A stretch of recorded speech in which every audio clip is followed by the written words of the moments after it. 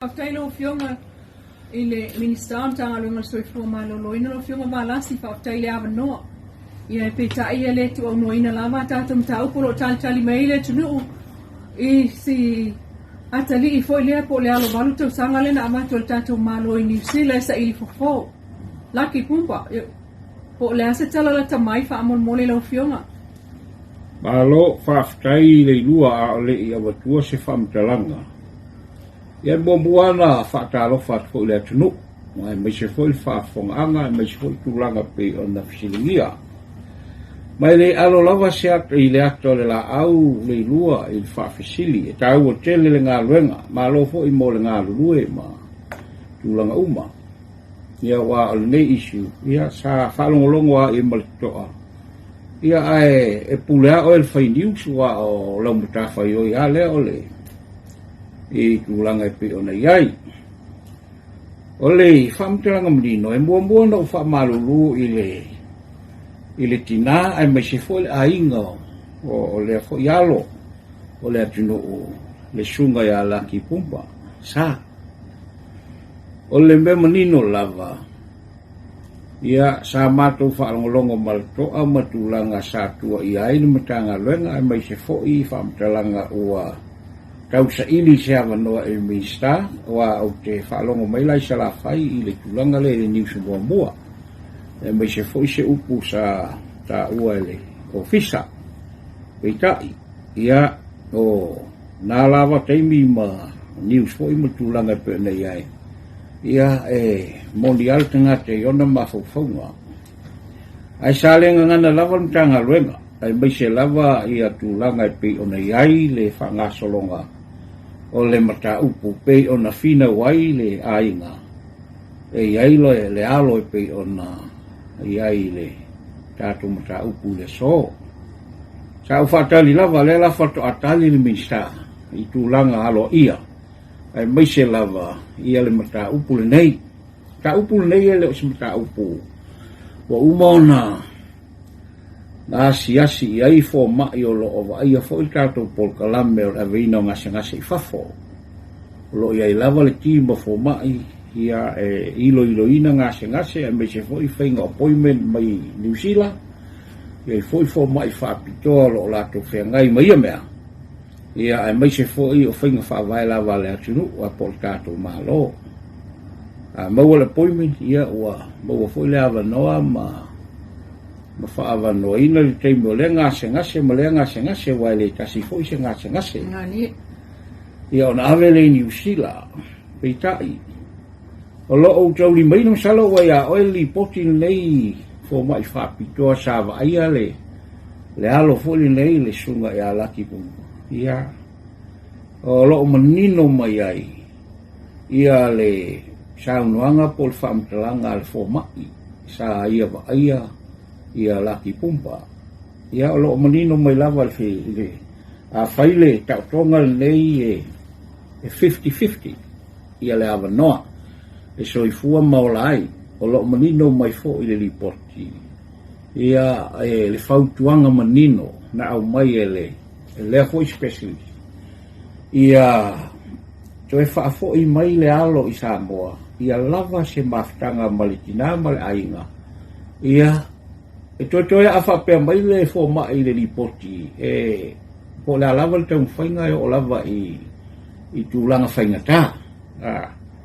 Ia pita I olo o tau whai lava ia maawea le tala I lunga o le ea ma whasalau. Ia le fo I lana o toi o mai lava le tina I lo ofisa ina ua maua le awa noa. Ia sa o whaamalia lava le tina. O le tina lea sa matanoa. O le tina tonu lea o le. Na whanaua ia laki pumpa. Ia sa o mai lo ofisa. Ia e masani le leima o whailo tusi. E sa onga whatasi ma. Ia sa utala noa le iai mo whaamawhanwhana iai ma. Tala noa fo I le tūlanga. O le whaamawhanwhana I mea o le tangata e mawhatia. O le o whaelua I mawhatia. E mai se fo I le o. O nei lava mata upo I o onga. Peitai. Ia sa tulu lava le tamaitai ma o tanoa fo iai o tato umai. E o le au o matua whanau. Ai mai se fo I le nau o tātou mai ile whapea o se mea ua o pe fōlinga fo lele ua o se mea ua tua i ngā ili matanga luenga whapea ua le alo ia ma le whaia le leini tūlanga i pe ona iai pe tai ia o ngai o mea mai po whialawa me whita iai o tātou mafufonga o na o le atua na te sila fia mea uma mai na o le atua e pule le soifua ma le ola le alae whaamalulu tuai le ainga ia e mai se foi ia la tou e ole le whanau pe ona iai le atali ia po le sunga ia laki pompa sa i tūlanga i pēnei ia sa whaamalulu am whaamalia le tina le aso na i ule leile mātala ma sa iai foi moli mau le whailotusi ia ua tūlu lava ma whaafetai mai ua umana sa ilinga ia lea ua malamalama o lea whato a mamalama upua ia sa tautala mai ai te maita i le sunga i le ia sa utanofo ia i me u whaalu i lunga o news ma ai au noa ma se tala le ofisa nei ia lea la ua tala noa atu ia i ma whaamanino ma la upu sa what iai e le o ngatai pe i le e le o ngatai i le le ngā luenga o lo whai o le final say au mea uma o le kapeneta ma o lea la sa o ave ina i loa matau mawhai le matou pika al matanga luenga e tapena ina ia tu ina atu mai sa tu ina atu lai la solulu te nei i le fono masani ale kapeneta o le faai'uga la leilua mo le fa'afoga ma tulaga i pei ona iai ua lē taliaina e le kapeneta ona o faiga fa'avae a Samoa ma le tatou mālō na silasila to'a ma iloilo to'a le kapeneta le tulaga o le mataupu mai o lo'o fua le faai'uga le kapeneta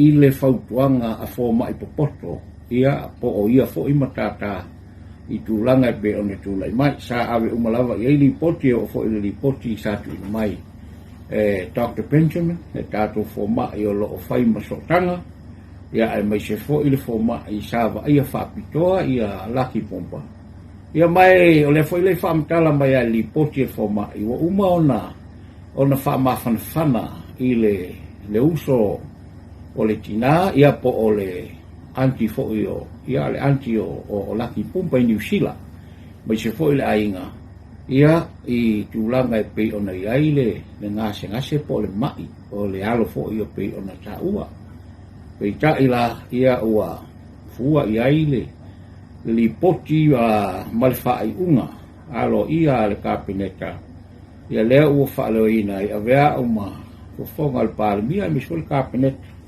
ia ina ia whailo atu e tūlanga wai wa mea le sa utalanoa i le tamaita'i au le ia laki pompa ia o le atau whailawa e ave le pepa i stemi wave ina ia mawhai o na whaisi whaiunga al kapeneta ia peita'i la le lua lea ua whaamanino atu ia e whaamalulua te fo i le ainga ai mai se fo le tina e au le alo ia o le unga na ua iai whainga whaavaya sa maale atunu ua mai se fo i tūlanga pe ona iai ia ua fua lava le whaiunga al kapeneta i whautuanga pe on te ma wa sin fia le lua o le ta'atonga sa ta ua mai lipoti e tu sa malua se lau lima sulu afe le New Zealand le tau o le a lo iai ma tūlanga i pe on ta mai foma whapenga se ava noa o limusful pa le 50-50 le ava noa